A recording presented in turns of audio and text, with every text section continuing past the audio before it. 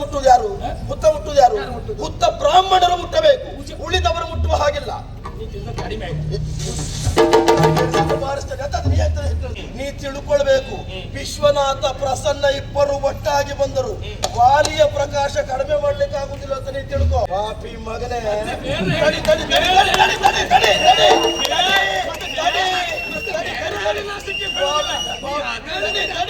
ನಮಗೊಂದು ಅಭ್ಯಾಸ, ಹಿರಿಯವರು ಇಲ್ಲೇ ಇರಬೇಕು, ನಿಮ್ಮ ಅವಧಿ ಮುಗಿಯಲು ನೀವು ಹೋಗಬಾರ್ದು, ಬೇರೆ ಕಡೆ ಎಲ್ಲಿಯೂ ನಿಮ್ಮ ಪ್ರದರ್ಶನ ಆಗಬಾರ್ದು, ಇಲ್ಲೇ ಮಾಡ್ತಾ ಇರ್ಬೇಕು ಅಂತ ಹೇಳಿದ್ರೆ ಅವ್ರ ಮಾತಿಗೆಲ್ಲ ನಾವು ಬೆಲೆ ಕೊಡುವವರು, ನೀವು ಬೆಲೆ ಕೊಡದೆ ಹೋಗ್ತೀರಿ. ನಮ್ಮದಿಲ್ಲ. ಪೂರ್ಣ ಹೊರಗೆ ಹೋಗ್ಬೇಡ, ನಾವು ಸ್ವಲ್ಪ ಇಲ್ಲೇ ಇರು. ಈಗ ಒಂದು ಮೇಲೆ ಆಶ್ರಯ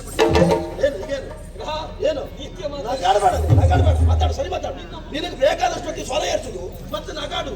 ಅವ ಯಾರೂ ಇಲ್ಲದೆ ಇದ್ದಲ್ಲ ಬಾಯಿ ಹಾರಿಸಿ ಹಾರಿಸಿ ಹಾರಿಸಿ ಉಳಿದವರಿಗೆಲ್ಲ ಹೆದರ್ಸಿ ಅವ ಬದುಕಿದ್ದು. ಉಳಿದವರಿಗೆ ಮಾತಾಡ್ಲಿಕ್ಕೆ ಬಿಡುವುದಿಲ್ಲ. ಪ್ರಸಂಗ ಯಾವುದಿರಲಿ, ಇವ ಎಲ್ಲಿ ಬೇಕಾದಿರಲಿ, ಇವನದೊಂದು ಪೊಪ್ಪೆ ಹೊಡಿತಾ ಇರುವುದು, ಎದ್ಕೊಂಡು ಹೋಗ್ತಾ ಇರು.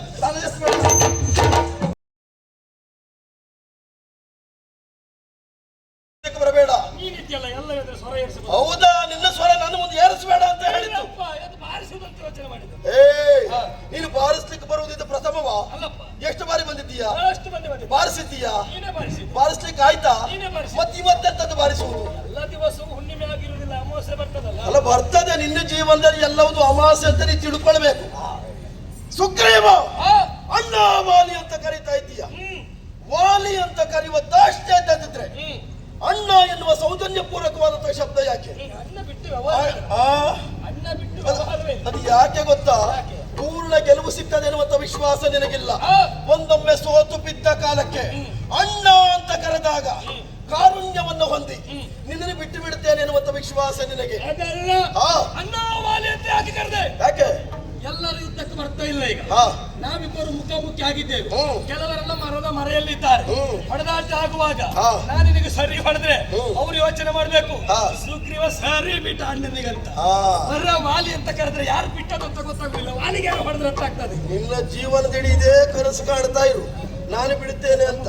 ನಿನ್ನ ಜೀವನದಲ್ಲದಾಗಲಿಕ್ಕಿಲ್ಲ. ಇಲ್ಲಿ ಬಿಡುವುದಿಲ್ಲ ಅಂತ ಗೊತ್ತುಂಟು ನನಗೆ. ಸುಗ್ರೀವ ಸ್ವಲ್ಪ ದಿನ ಇಲ್ಲದೆ ಇದ್ರು ಮತ್ತೆ ಇಲ್ಲಿಗೆ ಬರ್ತೇನೆ. ಬಳಿರ್ಯ ಅನುಜ ಅಂತ ಹೇಳಿದ್ದು ಯಾಕೆ ಕೇಳು. ಯಾಕೆ? ಇದುವರೆಗೆ ವಾಲಿಯೊಡನೆ ಕಾದಾಟವನ್ನು ಮಾಡಿ ಬದುಕಿ ಉಳಿದವರು ಚರಾಚರ ಪ್ರಪಂಚದಲ್ಲಿ ಮತ್ತೊಬ್ಬರಿಲ್ಲ. ಬದುಕಿ ಉಳಿದ ಏಕೈಕ ವ್ಯಕ್ತಿ ಯಾರು ಕೇಳಿದ್ರೆ ಅದು ಸುಗ್ರೀವ ಮಾತ್ರ. ಹಾಗಾದ್ರೆ ನಾನು ಎಷ್ಟು ಗಟ್ಟಿದ್ದೇನೆ. ಯಾವ್ದೇ ಮುಂದೆ ಮಾಡಿದ್ರೆ ಯಾವ್ದೇ ಮೇಲೆ ಮಾತಾಡ್ತೀನಿ ನಿನಗೆ. ಯಾಕೆ ಹೇಳಿದ್ದು ಕೇಳು. ಯಾಕೆ? ಬೀಳುವಾಗ ಅಣ್ಣ ಅಂತ ಬೀಳ್ತೀಯ.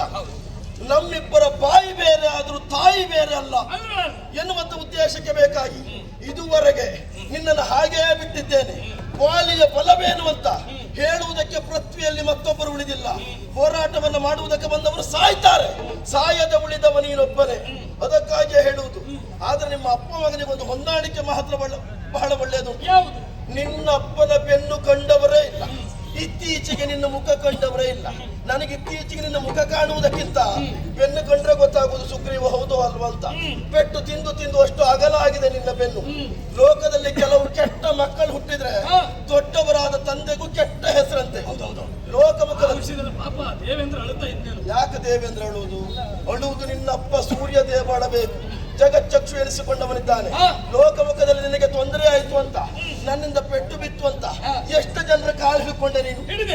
ಯಾರಾದ್ರೂ ನಿನಗೆ ಆಶ್ರಯ ಕೊಟ್ರ? ಯಾಕೆ ಕೊಡ್ಲಿಲ್ಲ? ಸಾವಾಸ ಅಲ್ಲ, ನನ್ನ ಸಾಹಸ ಎಷ್ಟು ಎನ್ನುವಂತವ್ರಿಗೆ ಗೊತ್ತುಂಟು. ಅಲ್ಲ, ಸಾಹಸಕ್ಕಿದ್ರು ಅಯ್ಯೋ ಅವನು ಸಾಹಸ ಅಂತ ಬೇಡ, ಎದುರಲ್ಲೇ ಇದ್ರು ಮತ್ತೆ ಆಚೆಯಿಂದ. ವಾಲಿ ಸಾವಾಸುವಲ್ಲ, ವಾಲಿಯ ಸಾಹಸುವಲ್ಲ ಅಂತವ್ರಿಗೆ ಗೊತ್ತುಂಟು. ನೇರವಾಗಿ ಹೋದದೆಲ್ಲಿಗೆ? ನಿನ್ನ ಅಪ್ಪನಲ್ಲಿಗೆ.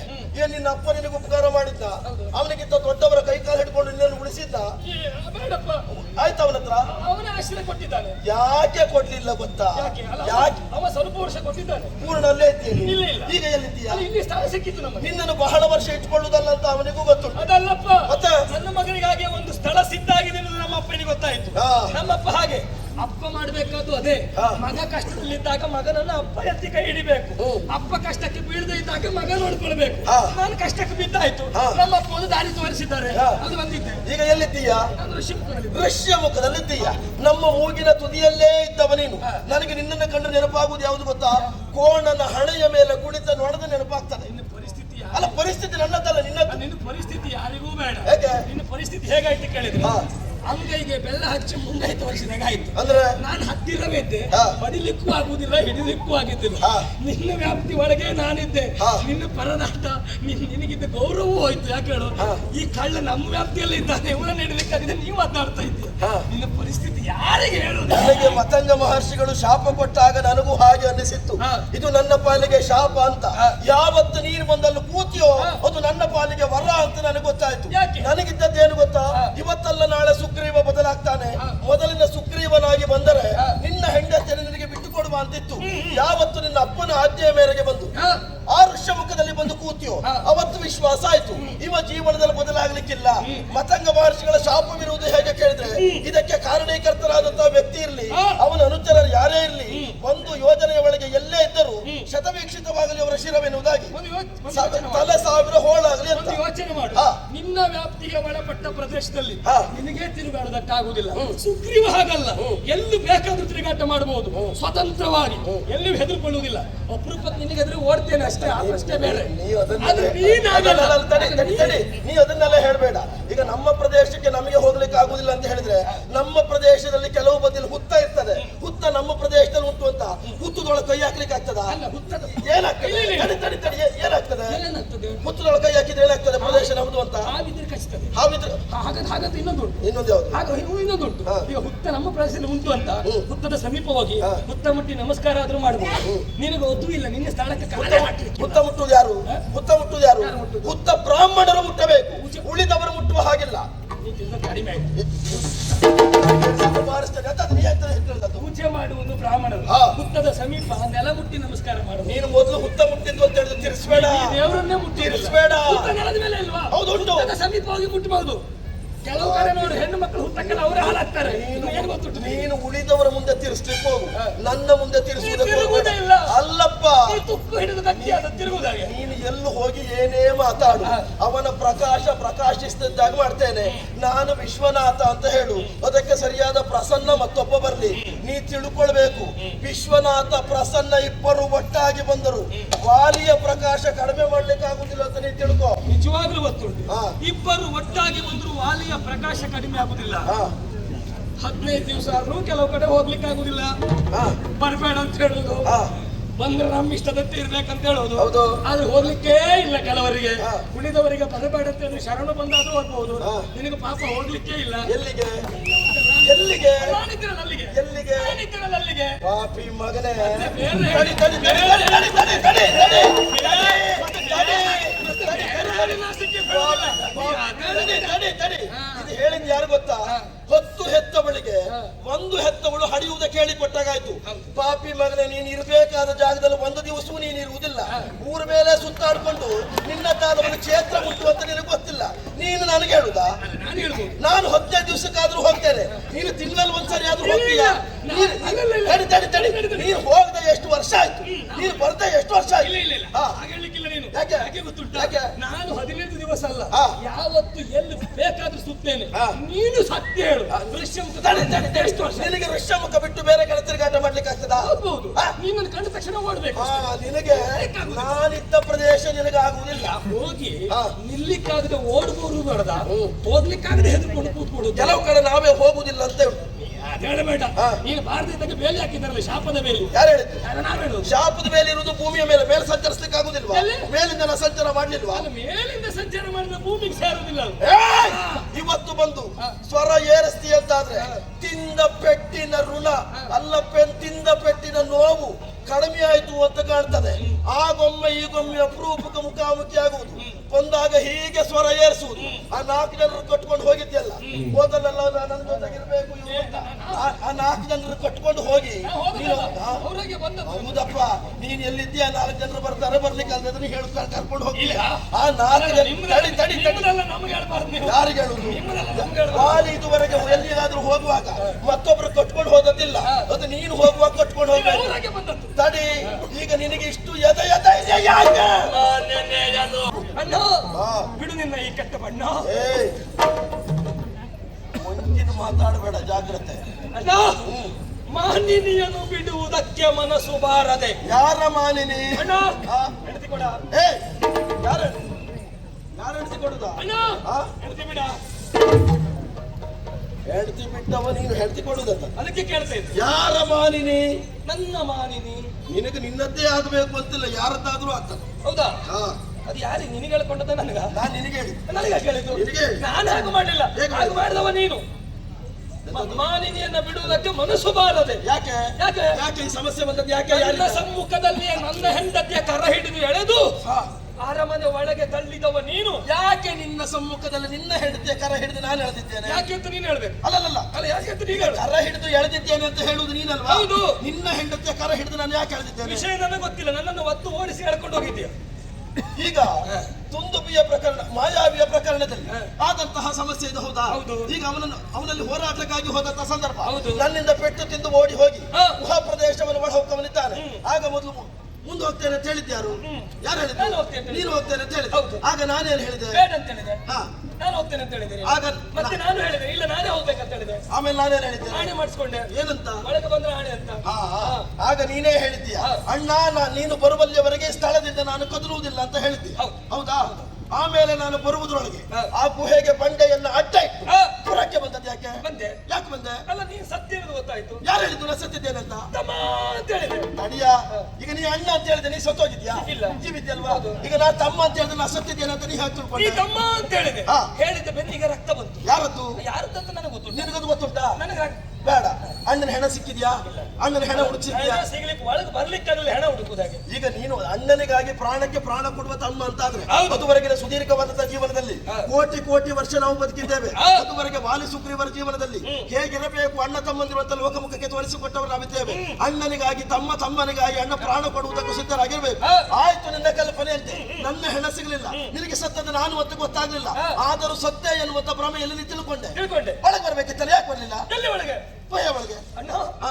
ವಿಕ್ರಮಿಯಾದ ನೀನು ಸತ್ಯೇನವಾಗಿ ತಿಳಿದ ಮೇಲೆ ಒಳಗೆ ಬಂದು ನಾನು ಸತ್ತರೆ ನಮ್ಮ ಪ್ರಜೆಗಳ ಪರಿಸ್ಥಿತಿ ಏನಣ್ಣ? ನೀನು ಅದು ಬೇಡ, ನೀನು ಅದನ್ನೆಲ್ಲ ಹೇಳ್ಬೇಡ.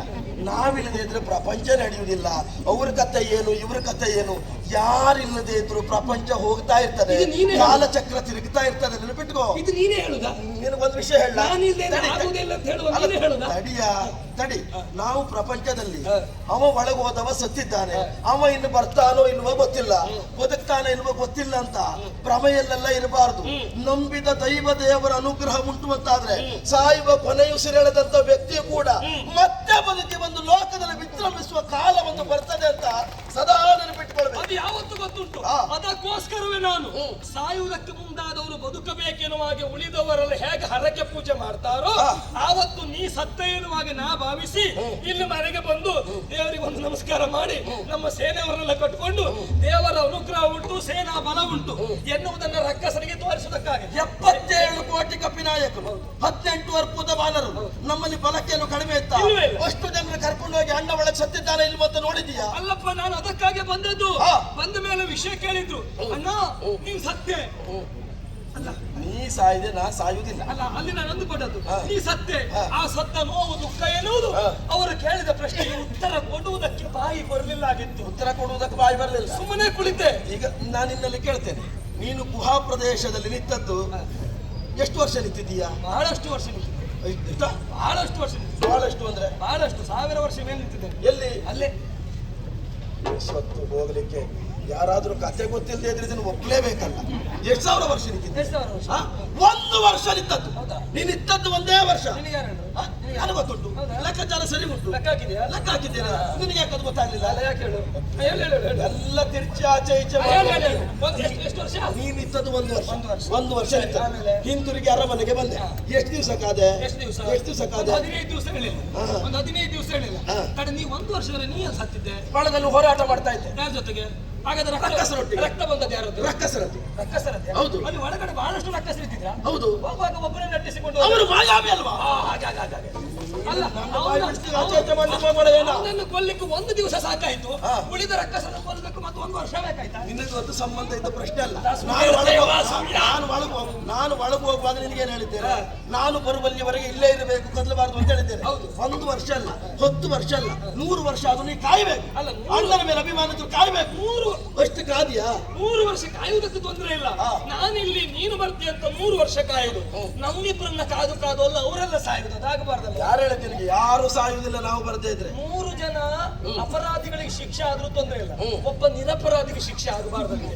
ನೀನು ಒಳಗೋದವ, ಯುದ್ಧ ಮಾಡಿದವ, ಅಲ್ಲಿ ಸತ್ತರೆ ಯುದ್ಧದಲ್ಲಿ ಸಾಯುವುದಿದ್ದತೆ. ಪಾಪ ಏನು ತಪ್ಪು ಮಾಡಿದ್ರೆ ಊರೆಲ್ಲ ಸಾಯ್ಬೇಕಲ್ಲ. ಯಾರು ಹೇಳಿದ್ದವರು ಸಾಯ್ತಾರೆ ಅಂತ? ನಿನಗೆ ಯಾರಾದ್ರೂ ಹೇಳ್ತಾರ? ಅಲ್ಲ, ಸುಗ್ರೀವ ನೀನ್ ಇಲ್ಲದೆ ಇದ್ರೆ ಸಾಯ್ತಾನೆ ಅಂತ ಯಾರಾದ್ರೂ ಹೇಳ್ತಾರ? ವಾಲಿ ಇಲ್ದೇ ಇದ್ರೆ ವಾಲಿದೆ ಇದ್ರೆ ವಾಲಿ ಮಹಾರಾಜ, ಹಾ. ವಾಲಿ ಇಲ್ದಿದ್ಮೇಲೆ ನಾನೇ ಅಲ್ವಾ? ಹೌದು.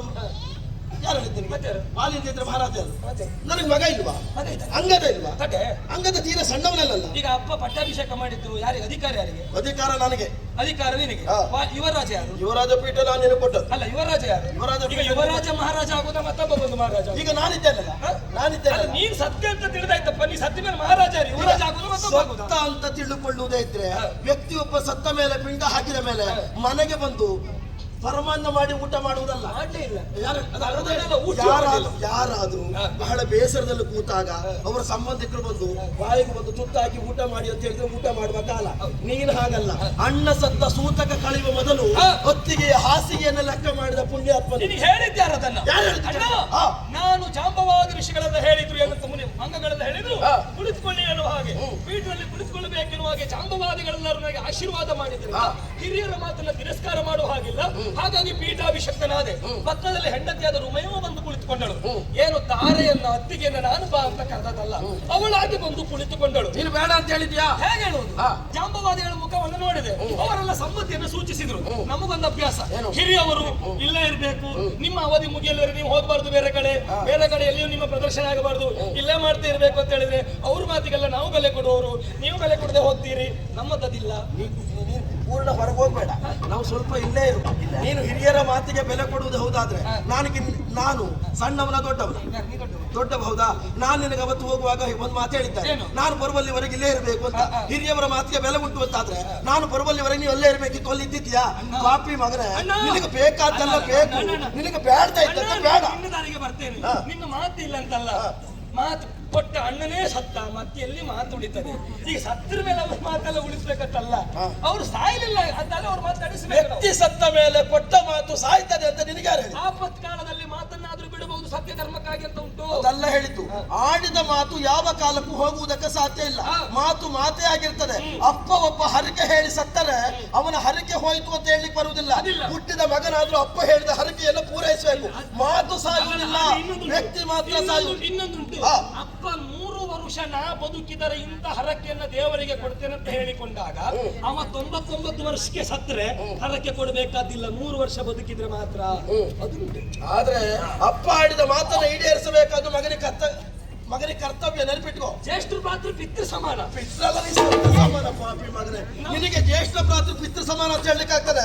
ಅದನ್ನ ಅಣ್ಣನ ಹೆಂಡತಿಯನ್ನ ಹೆಗಲ ಮೇಲೆ ಕೈ ಹಾಕಿ ಕೂತ್ಕೊಳ್ಳುವಾಗ ನಿನಗೆ ಇದು ಹೊಟ್ಟೆ ಬರ್ಲಿಲ್ವಾ? ನಾನು ಹೆಗಲ ಮೇಲೆ ಕೈ ಹಾಕಿ ಕೂತದಲ್ಲ, ನನ್ನ ಕೈ ಇರುವಾಗ ಕೈ ಅಡಿಗಜ ಅವಳು ಕೂತ್ಕೊಂಡದ್ದು. ಮಾತಾಡಬೇಡ, ವಿಷಯ ಸತ್ಯ. ಅವಳೊಟ್ಟಿಗೆ ನಿನಗಿಂತ ಹೆಚ್ಚು ಸಂಸಾರ ಮಾಡಿದವ ನಾನು. ತಾರೆ ಏನು ಅಂತ ನನಗೆ ಗೊತ್ತುಂಟು, ನಿನಗೆ ಗೊತ್ತಿಲ್ಲ. ನನಗೆ ಗೊತ್ತಾದ ಆ ದಿವಸ. ಯಾವ ದಿವಸ? ಅವಳು ಬಂದು ಕೂತ್ಕೊಂಡಲ್ಲ. ಈಗ ನಿನಗಾಗಬೇಕಾದದ್ದು ಅವಳು ಬಂದು ಹೇಳಿದ ಮೇಲೆ ಬಿಡುವ ಪ್ರಶ್ನೆ ಇಲ್ಲ. ಜಾಂಬವಾದಿಗಳೆಲ್ಲ ಹೇಳಿದ್ರಲ್ಲ, ಅವ್ರು ಹೇಳಿದ್ರೆ ಮತ್ತೆ ಬಿಡುವ ಪ್ರಶ್ನೆ ಇಲ್ಲ. ಹಾಗಾಗಿ ಅವಳನ್ನ ಬಿಡ್ಲಿಲ್ಲ. ಮತ್ತೆ ಇಲ್ಲಿ ಅವಳು ಕಷ್ಟ ಆಯ್ತು ಅಂತ ಹೋದದ್ದು ಇಲ್ಲ. ಅವಳು ನಿನ್ನ ಉಪದ್ರ ಸಾಕು ಅಂತ ಇಲ್ಲಿವರೆಗೆ ಓಡಿದ್ದು ಇಲ್ಲ. ನನ್ನ ಜೊತೆಗೆ ಎಷ್ಟು ಚಂದದಿಂದ ಸಂಸಾರ ಸಾಗಿಸಿದ್ದಾಳೆ ಗೊತ್ತುಂಟು. ನನ್ನ ಜೊತೆ ಎಷ್ಟು ಚಂದದಿಂದ ಸಂಸಾರ ಸಾಗಿಸಿದ ನನಗೆ ಅವಶ್ಯಕ. ಪಾಪಿ ಮಗನ ಕಂಡುಕೊಂಡವರು ಕೈ ಕಾಲು ಹಿಡಿದು ನನ್ನ ಹೆಂಡತಿ ಒಂದು ಅವನಲ್ಲಿದ್ದಾನೆ, ಬಿಡಿಸಿಕೊಡು ಅನ್ನುವಾಗ ಇದೇ ಭಾವ ಇತ್ತ ನಿನ್ನಲ್ಲಿ? ಅಲ್ಲ, ಅದು ಅವ್ರು ಯಾರು ಬರ್ಲಿಲ್ಲ, ಎಂತ ಸಾಯಿದ್ರು. ಬರ್ಲಿಕ್ಕೆ ಯಾರು ಬರುವುದಿಲ್ಲ ಅಂತ ನನಗೆ ಗೊತ್ತು. ಆಮೇಲೆ ಗೊತ್ತಾಯ್ತು, ನೀನ್ ಇನ್ನೊಬ್ರು ಹೆಂಡತಿ ಆದ್ರೂ ತೊಂದರೆ ಇಲ್ಲ, ನೀನು ಬಿಟ್ಟುಕೊಡುವನಲ್ಲ ಎನ್ನುವ ಕಾರಣಕ್ಕಾಗಿ ಅವರು ಬರ್ಲಿಲ್ಲ. ಇನ್ನೊಬ್ಬರ ಹೆಂಡತಿಯನ್ನ ಮೊದಲು ಇಟ್ಕೊಂಡದ್ದು ನೀನು ನೆನಪಿಟ್ಕೋ. ನಾನು ಇಟ್ಕೊಂಡದಲ್ಲ, ಅವಳಾಗಿ ಬಂದದ್ದು ಅಂತ ಹೇಳಿದ್ದಲ್ಲ. ಬಂದದವ್ರು ಇಟ್ಕೊಂಡ ಸೌದ ನೀನು. ಈಗ ಏನು ಒಂದು ಮೇಲೆ ಅಷ್ಟೇ ಏನು ಏನು ನಗಾಡಬೇಡ, ಮಾತಾಡು, ಸರಿ ಮಾತಾಡು. ನಿನಗೆ ಬೇಕಾದಷ್ಟು ಹೊತ್ತಿಗೆ ಸ್ವರ ಏರ್ಸುದು ಮತ್ತೆ ನಗಾಡು. ನಿನ್ನ ಮುಖ ಕಳ್ಳೆ ನಗ ಕಾಣುತ್ತೆ. ಹೌದು ತಮ್ಮ, ನಾನು ಕಳ್ಳನೇ, ಕಳ್ಳ. ಆದ್ರೆ ನಾನು ದೊಡ್ಡ ಕಳ್ಳ. ಹೌದು. ಅದು ನಾನು ಸಣ್ಣ ಕಳ್ಳ ಒಪ್ಕೊಳ್ತೇನೆ. ಈ ಕಳ್ಳ ದೊಡ್ಡವರು ಸಣ್ಣ ಕಳ್ಳ ದೊಡ್ಡವರು ಕಳ್ಳನೇ ಆದ್ರೆ ಕಠಿಣ ಶಿಕ್ಷೆ ಆಗುದು ಯಾರಿಗೆ? ಕಠಿಣ ಶಿಕ್ಷೆ ಎಲ್ರಿಗೂ ಮಾಡಿದ ಅಪರಾಧದ ಮೇಲೆ ದೊಡ್ಡ ಕಳ್ಳನೇ ದೊಡ್ಡ ಅಪರಾಧ ಮಾಡುದು. ಈಗ ನಿನಗೆ ಬೇಕಾದದ್ದು ಕೊಡುತ್ತೇ ಇಲ್ವಾ? ನಾನು ಎಷ್ಟು ತಡ ಆಗ್ತದೆ ಕೇಳು. ಇನ್ನು 100 ವರ್ಷಗಳು ಕಳೆಯಬಹುದು. ಅದು ಕೊಡಬೇಕ ಬಿಡಬೇಕ ಎನ್ನುವುದು ನಿನಗೆ ಸಂಬಂಧಿಸಿದ ವಿಚಾರ. ಇನ್ನು 100 ವರ್ಷ ಬದುಕ್ತೀಯ ನೀನು?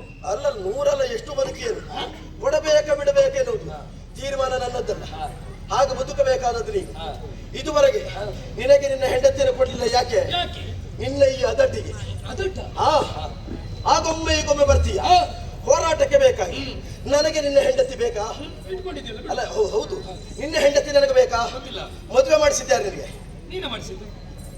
ಅವಳನ್ನು ಕರೆದುಕೊಂಡು ಬಂದು ಮಂಗಗಳಲ್ಲಿ ಇಲ್ಲದೆ ಇರುವಂತಹ ಪಾಣಿಗ್ರಹಣವನ್ನು ಮಾಡಿಸಿ ನಾನೇ ಕರೆದು ನಿನಗೆ ಮದುವೆ ಮಾಡಿಸಿದ್ದೆ. ಈಗ ಆ ಕಾಲಕ್ಕೆ ನಾನೇ ಅವಳನ್ನು ಮದುವೆ ಆಗ್ಬೋದಿತ್ತಲ್ಲ. ನನ್ನನ್ನು ಕೇಳುವವರು ಯಾರಿದ್ದಾರೆ? ಯಾರು ಇಲ್ಲದೆ ಇದ್ರು. ಆಗ ನಿನಗೆ ಮದುವೆ ಮಾಡಿಸಿದ್ದೇನೆ. ಯಾಕೆ? ನೀನು ನನ್ನ ತಮ್ಮ, ನೀನು ನನ್ನ ಮಗನ ಹಾಗೆ ಎನ್ನುವ ಭಾವದಲ್ಲಿ ನಿನಗೆ ಮದುವೆ ಮಾಡಿಸಿದ್ದೆ. ಈಗ ಅವಳನ್ನು ಇಟ್ಟುಕೊಂಡದ್ದು ಯಾಕೆ ಗೊತ್ತಾ? ತಮ್ಮನೆನ್ನುವಂತ ಭಾವವನ್ನ ದೂರ ಮಾಡಿದವ ನೀನು. ನೀನು ಮೊದಲ ಸುಗ್ರೀವನಾಗಿ ಬಾ, ನಿನ್ನ ಹೆಂಡತಿಯನ್ನು ನಿನಗೆ ಕೊಡ್ತೇನೆ. ಈಗ ಆಗ ನನಗೆ ಮದುವೆ ಮಾಡಿ ಕೊಡುವಾಗ ಉಮ್ಮಯ ವಿಷಯದಲ್ಲಿ ನಿನ್ನ ಭಾವ ಹೇಗಿತ್ತು? ಮಗಳು ಅಂತ ಇತ್ತು. ಮಗಳು ಅಂತ ಇತ್ತು. ಆ ಮಗಳನ್ನು ನೀವು ಮತ್ತೆ ಪುನರ್ ಬಿಟ್ಟುಕೊಳ್ಳುದು ಸರಿಯಾ? ನಿನಗೆ ನಾನು ಸಾಯುವಲ್ಲಿಯವರೆಗೆ ತಾರೆಯ ಮೇಲೆ ಯಾವ ಭಾವ ಇತ್ತು? ಅಯ್ಯೋ, ನನಗೆ ಅತ್ತಿಗೆ ಅಂತ ಹೇಳಿದ್ರೆ ತಾಯಿ. ತಾಯಿಯನ್ನು ಇಟ್ಟುಕೊಳ್ಳುವಾಗ ನಿನಗಿದು ಬರಲಿಲ್ವಾ? ಅದು ಹಿರಿಯವರು ಹೇಳಿದ್ದು. ಎಂತದ್ದು? ನಿನಗೆ ಯಾರಾದ್ರೂ ಹೇಳಿದ್ರ? ಅಲ್ಲ, ಹಿರಿಯವರು ಹೇಳಿದ್ರೆ ನಿನಗೆ ಯಾವುದು ಆಗ್ತದ? ಆ ಪಾರ್ವತಿ ಪರಮೇಶ್ವರಿಗೆ ಮದುವೆ ಆಗುವಾಗ ಇದ್ದಂತ ಜಾಂಬವಾದಿಗಳು ಹೇಳಿದ್ದು ಇದು ತಪ್ಪಿಲ್ಲ ಅಂತ. ತಪ್ಪಿಲ್ಲ ಅಂತ ನಮಗೆ ಹೇಳುವಂತ. ನಿನಗೆ ಯಾರಾದ್ರೂ ಒಬ್ರು ನೀತಿ ಮಾತನ್ನು ಹೇಳುದಕ್ಕೆ ಬಂದ್ರೆ ಅವ್ರನ್ನ ಏನ್ ಮಾಡಿದೆ ನೀನು? ಯಾರಿಗೆ ಯಾರು ಹೇಳುದು? ನಿನಗೆ ಹೇಳುದಕ್ಕೆ ಯಾರಿಗೆ ಯಾರು ಹೇಳುದು? ನಿನಗೆ ಹೇಳುದಕ್ಕೆ ಬಂದ್ರೆ ನನಗೆ ಹೇಳಬೇಕಾದದಿಲ್ಲ. ನಾನು ಹೇಳಿದ್ದನ್ನ ಮತ್ತೊಬ್ಬರು ಹಿರಿಯವರಿಗೆ ಕಿರಿಯವರು ಹೇಳಬಾರ್ದಂತೇನಿಲ್ಲ. ಹಿರಿಯವರು ತಪ್ಪಿದ್ರೆ ಕಿರಿಯವರು ಹೇಳ್ಬಹುದು. ನಿನಗೆ ನನ್ನಿಂದ ಅನ್ಯಾಯ ಆದದ್ದು ಮೊದಲ, ನನಗೆ ನಿನ್ನಿಂದ ಅನ್ಯಾಯ ಆದದ್ದು ಮೊದಲ. ನಿನಗೆ ನನ್ನಿಂದ ಅನ್ಯಾಯ ಆದದ್ದು. ಹೌದಾ? ಹಾಗಾದ್ರೆ ನಿನ್ನಿಂದ ನನಗೆ ಮೊದಲು ಅನ್ಯಾಯ ಆದ ಮೇಲೆ ಅನ್ಯಾಯ ಆದದ್ದು ತಮ್ಮನಾದತ್ತ ನೀನು ನಂಬಿಕೆಯಲ್ಲಿ ಇರಬೇಕಾದವ. ಅಣ್ಣ ಹೊರಗೆ ಬರಬಾರದು ಅಂತ ಪಂಡೆ ಇಟ್ಟು ಬಂದವ ನೀನೆ. ನಂಬಿಕೆ ನಿನ್ನ ತೋಳ ವಿಕ್ರಮದ ಮೇಲೆ ನಂಬಿಕೆ. ಆ ತೋಳ ವಿಕ್ರಮದ ವಿಶ್ವಾಸವನ್ನು ನೀ ಕಳ್ಕೊಂಡೆ. ನಿನ್ನ ರಕ್ತವೇ ಬಂತು ಅಂತ ಯೋಚನೆ. ಸರಿ ಸರಿ ಸರಿ, ಹಾಗೆ ಯೋಚನೆ ಮಾಡುವ. ಸಮುದ್ರ ಮಥನದ ಕಾಲದಲ್ಲಿ 99 ಕೋಟಿ ಮಾಡಿದಂತ ಕಾರ್ಯವನ್ನ ಏಕಾಂಗ ವೀರನಾಗಿ 3 ಮೂರ್ತಿಗಳ ಮುಂದೆ ನಾನು ಮಾಡಿದಾಗ ಅಷ್ಟೊತ್ತಿನ ನನ್ನ ಪರಾಕ್ರಮ ಏನು ಅಂತ ಗೊತ್ತಿರಲಿಲ್ವಾ? ಸಾಮಾನ್ಯ ಒಬ್ಬ ರಕ್ಕಸ ನನ್ನಿಂದ ಪೆಟ್ಟು ತಿಂದು ಓಡಿ ಹೋದವನಿಂದ ನಾನು ಪೆಟ್ಟು ತಿಂದು ಸಾಯ್ತೇನೆ ಅಂತ ನೀ ಹಾಕಿ ತೀರ್ಮಾನ ಮಾಡಿದೆ. ಆವಾಗ ನಿನ್ನಲ್ಲಿ ಸಾಹಸ ಇದ್ದಿತ್ತು. ಆವಾಗ ಒಳ್ಳೆ ಒಳ್ಳೆ ಕೆಲಸ ಮಾಡ್ತಾ ಇದ್ದೀಯ. ಈ ಕೆಲವೊಂದು ಸಂದರ್ಭ ಸಾಹಸಗಳು ಮೊದಲಿದ್ದದ್ದು ಈಗಲೂ ಇರ್ತದೆ ಅಂತ ಹೇಳಲಿಕ್ಕೆ ಆಗುದಿಲ್ಲ. ವಯಸ್ಸಾದಾಗಲೂ ನಮ್ಮಲ್ಲಿರುವ ಶಕ್ತಿಗಳೆಲ್ಲ ಕಡಿಮೆ ಆಗ್ತಾ ಬರ್ತದೆ. ಯಾರಿಗೆ ವಯಸ್ಸಾಯ್ತು? ಯಾರಿಗಂತ ಕೇಳಿದ್ರೆ ನಿನ್ನ ನೋಡಿದ್ರೆ ಗೊತ್ತಾಗುದಿಲ್ಲ. ವರ್ಷ ಎಷ್ಟಾಯ್ತು? ಗುಹೆ ಒಳಗೆ ಅಲ್ಲ, ವರ್ಷ ಎಷ್ಟಾಯ್ತು? ಕೋಟಿ ವರ್ಷ ಆಯ್ತು. ನಿನಗೆ ಎಷ್ಟಾಯ್ತು? ನನಗೂ ಅಷ್ಟೇ, ಬಹಳ ಹೆಚ್ಚಿಗೆ ಒಟ್ಟಿಗಿದ್ದವ್ರು ನಾವು. ಹೌದಾ? ಮಾತ್ರ ವ್ಯತ್ಯಾಸ. ಹಾಗಾದ್ರೆ ಈಗ ನಿನ್ನಲ್ಲಿ ಬಲ ಕಡಿಮೆ ಆಗ್ಲಿಲ್ಲ ಅಂತಾದ್ರೆ ನನ್ನಲ್ಲೂ ಕಡಿಮೆ ಆಗುವುದಕ್ಕೆ ಸಾಧ್ಯ ಇಲ್ಲ. ನನ್ನಲ್ಲಿ ಕಡಿಮೆ ಆಗ್ಲಿಲ್ಲ ಅಂತ ಹೇಳಿಲ್ಲ. ನನ್ನಲ್ಲಿ ಕಡಿಮೆ ಆಗಿದೆ ಅಂತ ನಾನು ಅಲ್ಲಿ ನೀಚೆ ಬಂದು ಸೇನೆ ಸಿದ್ಧ ಮಾಡಿ. ನನ್ನಲ್ಲಿನ್ನೂ ಕಡಿಮೆಯಾದದಲ್ಲ, ವಾಲಿಯಲ್ಲಿ ಬಲವಿನ್ನು ಹಾಗೆ ಇದೆ ಎನ್ನುವುದನ್ನ ನಾನು ಅರ್ಥವಿಸಿಕೊಂಡದ್ದರಿಂದಲೇ ನಿನ್ನನ್ನ ಇಲ್ಲಿಯವರೆಗೆ ನಾಡಿನಿಂದ ಹೊರಗಿಡುವ ಪ್ರಯತ್ನವನ್ನ ಮಾಡಿದ್ದು. ಈಗ ನಿನಗೆ ಹೆಂಡತಿ ಕೊಡ್ಬೇಕಾ? ನೀನು ಋಷ್ಯಮುಖಕ್ಕೆ ನೀನು ಹೋದಾಗ ನಿನ್ನ ತಲೆ ಹೋಳಾಗ್ಬೇಕು. ಅವತ್ತು ನೀನು ನನ್ನ ತಮ್ಮ ಅಂತ ಗೊತ್ತಾಗ್ತದೆ. ಯಾಕೆ ಕೇಳಿದ್ರೆ ವಾಲಿಗೆ ಸಂಬಂಧಪಟ್ಟವ್ರು ಯಾರಾದ್ರೂ ಅಲ್ಲಿದ್ರೆ ಅವ್ರು ಸಾಯ್ತಾರೆ ಅಂತ ಶಾಪ ಅಲ್ವಾ? ನೀನೀಗ ಅಲ್ಲಿದ್ರು ಸಾಯುವುದಿಲ್ಲ. ಯಾಕೆ?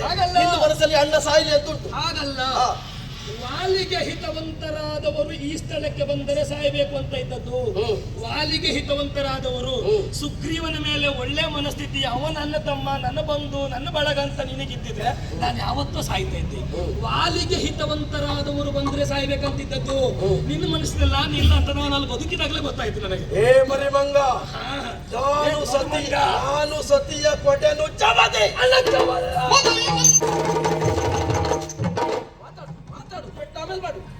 ಮೊದಲಿಂದ ಹಾಗೆ ಮಾತಾಡುವ ಮೊದಲು ಕೈ ಎತ್ತುವ ಅಭ್ಯಾಸ. ಈ ಸಾಯಲಿಕ್ಕೆ ಇಷ್ಟು ದಿವಸ ಹೊಡಿಲಿಕ್ಕೆ ಬಂದಾಗ ಮುಖ ಆದ್ರೂ ಕೆಳಗೆ ಮಾಡ್ತಾ ಇದ್ದೆ. ಮುಖಕ್ಕೆ ಬಿಟ್ಟೆ ಪಾಪಿ. ನನಗೆ ಬಹಳ ವರ್ಷದಿಂದ ಒಂದು ಆಸೆ. ಇದುವರೆಗೆ 4-5 ಬಾರಿ ನೀನು ಬಂದಾಗಲೂ ನೀನು ಬೀಳುವಾಗ ಜಾಗ್ರತೆ ಮಾಡು. ಈ ಹೊಸತಾಗಿ ಪೆಟ್ಟು ತಿನ್ನುವರಿಗೆ ಗೊತ್ತಿರುವುದಿಲ್ಲ ಎಲ್ಲಿ ಬೀಳ್ತದೆ, ಹೇಗೆ ಬೀಳ್ತದೆ, ಯಾವ ಭಾಗಕ್ಕೆ ಬೀಳ್ತದೆ ಅಂತ. ಈ ಯಾವತ್ತು ಪೆಟ್ಟು ತಿಂದು ತಿಂದು ತಿಂದು ಅಭ್ಯಾಸ ಆದ ಈ ಹಬ್ಬಾವಿನ ಸಂತಾನದವರಿಗೆ ಪೆಟ್ಟು ಹೀಗೆ ಬೀಳ್ತದೆ ಎನ್ನುವ ವಿಶ್ವಾಸ ಉಂಟು. ನಾನು ಕೈ ಎತ್ತಿದ್ರೆ ಸಾಕು, ಪಾಪಿ ಮಗ ಕಂಚು ಬರು. ಮತ್ತೆ ಈ ಕ್ಷೇತ್ರದಲ್ಲಿ ಪೆಟ್ಟಿ ಎಲ್ಲಿ ಬೀಳ್ತದೆ ಹೇಗೆ ಬೀಳ್ತದೆ ಅಂತ ನಿನಗೆ ಸರಿ ಗೊತ್ತುಂಟು. ಯಾಕೆ ಕೇಳಿದ್ರೆ ಕೊಟ್ಟವ ನಾನೇ. ನನಗೂ ಕೊಟ್ಟವ್ರು ಯಾರು ಪ್ರಪಂಚದಲ್ಲಿ ಉಳಿಲಿಲ್ಲ. ಇಲ್ಲ ಇಲ್ಲ ಇಲ್ಲ. ಹಣಕವಲ್ಲ ಮೊದಲಿನಂತೆ ಇಷ್ಟು ದಿವಸ ಪೆಟ್ಟು ತಿಂದಿರ್ಬೋದು, ಅದು ಇವತ್ತು ತಿನ್ನುವ ಪ್ರಶ್ನೆ ಇಲ್ಲ. ಕೊಡ್ಬೇಕಂತ ಬಂದಿದ್ದಾನೆ. ಹೆಂಡತಿ ಬಿಡ, ನೀನು ಬಿಡ.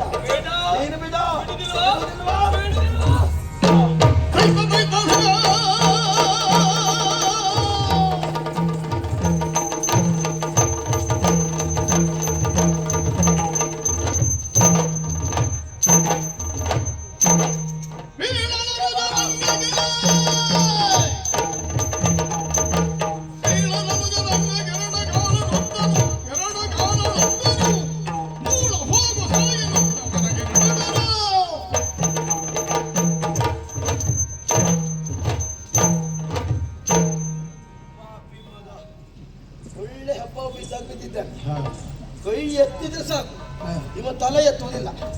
ಇವ ಪೆಟ್ಟು ಮಾಡುವುದು ಹೊಸದಲ್ಲ, ಪೆಟ್ಟು ತಿನ್ನುವುದು ಹೊಸದಲ್ಲ. ಅಣ್ಣ ಅಂತ ಬರುವುದು, ಪೆಟ್ಟು ತಿನ್ನುವುದು ಮತ್ತು 100 ವರ್ಷಗಳ ಕಾಲ ಈ ಬದಿಗೆ ಇವನು ಸುದ್ದಿ ಇರುವುದಿಲ್ಲ. ಇವತ್ತಾಗಲ್ಲ, ಮತ್ತೆ ಬಂದು ಪೆಟ್ಟು ತಿಂದಿದ್ದಾನೆ. ಏನು ಮಾಡುವುದು ಇವನನ್ನ? ಏನು ಮಾಡುವುದು? ಏನು ಮಾಡುವ ಹಾಗಿಲ್ಲ. ಈ ಶಾಸ್ತ್ರ ಬಹಳ ಗೊತ್ತಿದ್ರೆ ಸಮಸ್ಯೆ ಆಗುವುದು ಸ್ವಾಮಿ. ಗುತ್ತವನ್ನೇ ಏರಿದವನನ್ನ, ಶಸ್ತ್ರವಿಹೀನರಾದವರನ್ನ, ಹುಲ್ಲು ಕಟ್ಟಿ ಕಚ್ಚಿದವರ ಮೇಲೆ ಶಸ್ತ್ರ ಪ್ರಯೋಗವನ್ನು ಮಾಡಬಾರ್ದಂತೆ. ಈಗ ರಣಕ್ಷೇತ್ರದಲ್ಲಿ ಬಿದ್ದವರನ್ನೇನು ಮಾಡುವುದು? ಅವನು ಹೊಡಿಬಾರ್ದು ಅಂತ ಉಂಟು ಶಾಸ್ತ್ರದಲ್ಲಿ. ಇವನಿಗೆ ಹೊಡಿದೆ ಹೋಗ್ಲಿಕ್ಕೆ ನನಗೆ ಮನಸ್ಸಾಗುದಿಲ್ಲ. ಯಾಕೆ? ಇವ ಇನ್ನೊಂದು ದಿವಸ ಇದೇ ಕ್ಷೇತ್ರದಲ್ಲಿ ಹೀಗೆ ಸಿಗ್ತಾನೆ ಅಂತ ಹೇಳಲಿಕ್ಕೆ ಬರುವುದಿಲ್ಲ. ಇವ ಇವತ್ತು ಮಾತ್ರ ಸಿಗುವುದು. ಇನ್ನೊಂದು ದಿವಸ ಬಿಟ್ಟರು ಮತ್ತೆ ಬಾಯಿ ಹಾರಿಸಿದ್ರು ಹಾರಿಸಿದ. ಶಾಸ್ತ್ರದಲ್ಲಿ ಬಿದ್ದವನಿಗೆ ಹೊಡಿಬಾರ್ದು ಅಂತ ಉಂಟು, ಬಿದ್ದವನಿಗೆ ತುಳಿಬಾರ್ದು ಅಂತ ಉಂಟಾ? ಹಾಗಾದ್ರೆ ತುಳಿದ್ರೆ ಹೇಗೆ? ಹೊಡಿಬಾರ್ದಲ್ಲ, ಗಾಂಧ ಮಾಡಬಾರ್ದಂತ ಇದ್ದದ್ದು.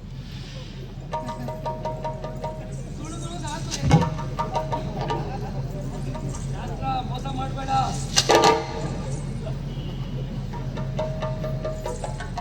ಶತ್ರು ಇವ ಮಾತಾಡ್ತಾ ಇರ್ತಾನೆ ಪಾಪಿ ಮಗ. ಇವ ಬಾಯಿ ಮುಚ್ಚುವುದೇ ಇಲ್ಲ ಅಂತ ಕಾಣ್ತದೆ.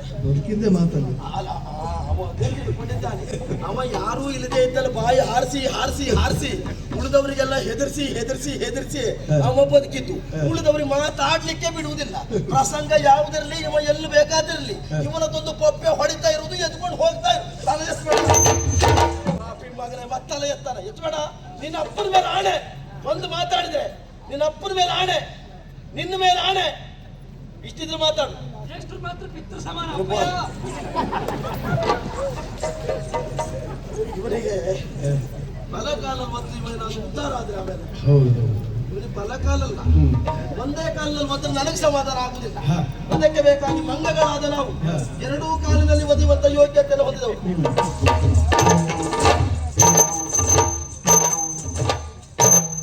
ಮಂಗ ಹೇಳ ಹೋರಾಟ ಮಾಡ್ತಾನಂತೆ. ಮಾನಿನಿಯನ್ನು ಬಿಡುವುದಕ್ಕೆ ಮನಸ್ಸೇ